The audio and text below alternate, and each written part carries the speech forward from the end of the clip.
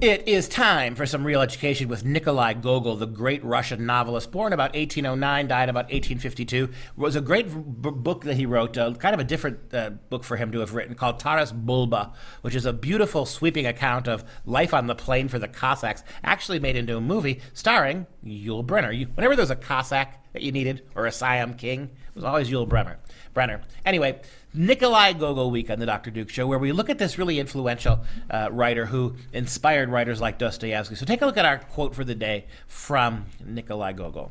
So many times already, though guided by a sense come down from heaven, they have managed to waver and go astray, have managed in broad daylight to get again into impassable wilderness, have managed again to blow a blinding fog into each other's eyes, and dragging themselves after marsh lights, have managed finally to reach the abyss, only to ask one another in horror, where is the way out? Where is the path?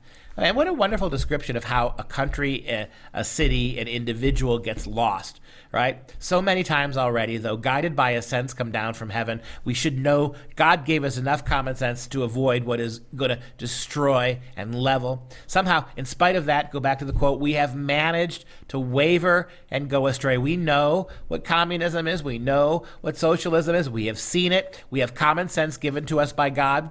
We have history to pay attention to. But nevertheless, we managed to waver and go astray, having managed in broad daylight of truth and reality to get again into an impassable wilderness of self-destruction. We have managed again to blow a blinding fog into each other's eyes and dragged ourselves after marsh lights. We have managed finally to reach the abyss of stupidity, only to ask one another in horror, how did we get here? Thank you, Nikolai Gogol. I don't think anyone's listening.